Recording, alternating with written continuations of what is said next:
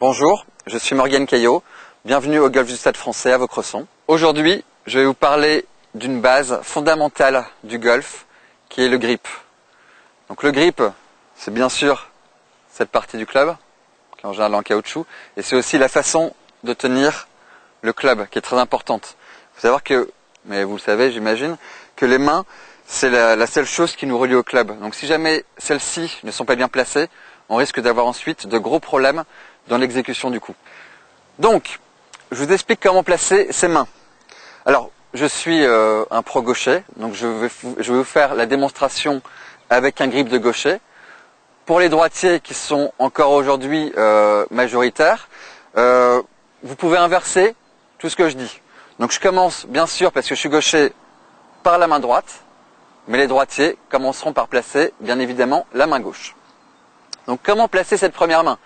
Donc pour que ce soit plus simple, je vais parler de main haute et de main basse. Donc la main haute, la main la plus haute sur le club, va être placée de la manière suivante. On va essayer de faire passer le club au niveau des premières phalanges. Les premières phalanges en partant de la base des doigts. Donc comme ceci. Et de cette position, je vais ensuite refermer la main. Comme ceci. Voilà. Donc là, cette main est bien placée.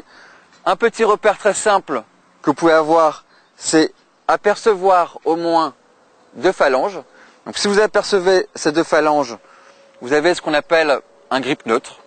Donc vous avez les deux phalanges qui sont visibles, les deux articulations, qui sont visibles. Ensuite le pouce donc, de votre main haute qui repose légèrement sur le côté par rapport au centre du club. On voit en général beaucoup de personnes qui, je pense, s'obstinent à avoir le pouce vraiment au centre. Et malheureusement, ce genre de choses nous donne souvent des grips un petit peu faibles. C'est-à-dire que le club est tenu un petit peu trop dans la paume. Donc je préfère que vous preniez le club un peu plus dans les doigts, au niveau des premières phalanges. Et ensuite, vous refermez. Donc ça, c'est pour la main haute. Deuxième chose, nous allons parler maintenant de la main basse. Donc pour moi, la main gauche. Donc avant de vous expliquer comment placer cette main, je vais d'abord vous expliquer qu'il y a trois façons de tenir le club et donc de positionner cette main gauche. Sans vous parler de la position, juste la façon de tenir. Donc la première façon, c'est le grip interlocking. Vous allez croiser le petit doigt et l'index. Donc on l'appelle aussi grip à 8 doigts. C'est un grip qui favorise en général les petites mains. Les femmes l'utilisent beaucoup. Ça permet d'avoir un petit peu plus de pression sur le club quand on a du mal à le tenir. Donc voilà, c'est un grip qui est quand même assez utilisé. Moi personnellement j'utilise ce grip là, ainsi que Tiger Woods. Donc deux bonnes références dans le monde du golf. Ensuite on a ce qu'on appelle le grip overlapping. C'est quasiment le même principe, sauf qu'au lieu de croiser le petit doigt et l'index, vous allez superposer le petit doigt entre l'index et le majeur. Donc on appelle ça le grip overlapping, qui est un grip à 9 doigts. Juste le petit doigt donc, de la main basse n'est pas sur le club. C'est le grip en général le plus utilisé sur les gens qu'on voit dans les golfs et sur les joueurs du circuit en général. Donc un très bon grip aussi. Et enfin, vous avez ce qu'on appelle le grip baseball, qui est le grip donc à 10 doigts. J'ai bien tous les doigts qui sont en contact avec le club. C'est en général le grip qu'on donne aux gens qui commencent le golf. Il y a beaucoup d'éléments au départ entre la posture, la façon de tenir le club, la façon de tourner et toutes ces bases qui font que pour que ce soit un petit peu plus simple au départ, on préfère que les débutants tiennent le club à 10 doigts. Maintenant que l'on a vu donc les différentes façons de placer cette main gauche par rapport à la première main, je vais vous expliquer comment la positionner. Donc je vais prendre le premier grip dont je vous ai parlé, interlocking, le même que Tiger Woods. Donc moi je croise index et petit doigt. Et donc ce que vous allez essayer de faire, c'est d'abord placer votre paume face à la cible, comme si vous étiez en train de lancer quelque chose. Le golf est un sport de lancer. Donc on va placer cette main gauche, donc la main basse, en direction de la cible. Ça vous aidera à la placer correctement. Et ensuite, vous refermez la main.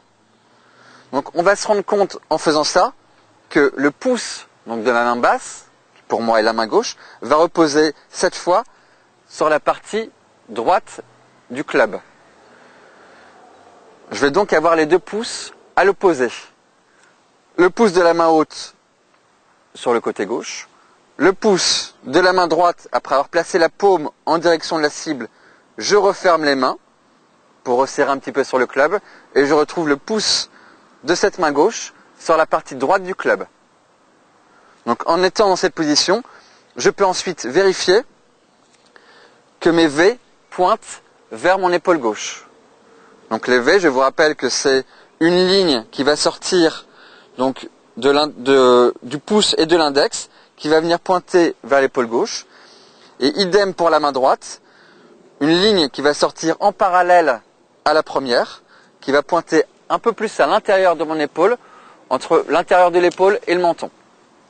Donc une fois ces mains bien placées, vous pourrez alors swinger en ayant une bonne articulation des mains et des poignets dans la zone de frappe. Voilà, cette leçon se termine. Donc je vous ai expliqué comment placer les mains donc, sur le club correctement, de façon ensuite à bien swinger et avoir des résultats satisfaisants. Quelle que soit la manière dont vous allez tenir le club, donc sur les trois manières dont je vous l'ai expliqué, interlocking, overlapping ou grip baseball, vous placerez toujours les mains de la même façon. Ensuite, c'est à vous de déterminer de quelle manière vous voulez tenir ce club. Donc essayez d'utiliser les conseils que je viens de vous donner et de les mettre en pratique. Et puis vous retrouverez prochainement sur le site quelques exercices justement pour vous aider à placer vos mains correctement. À très bientôt.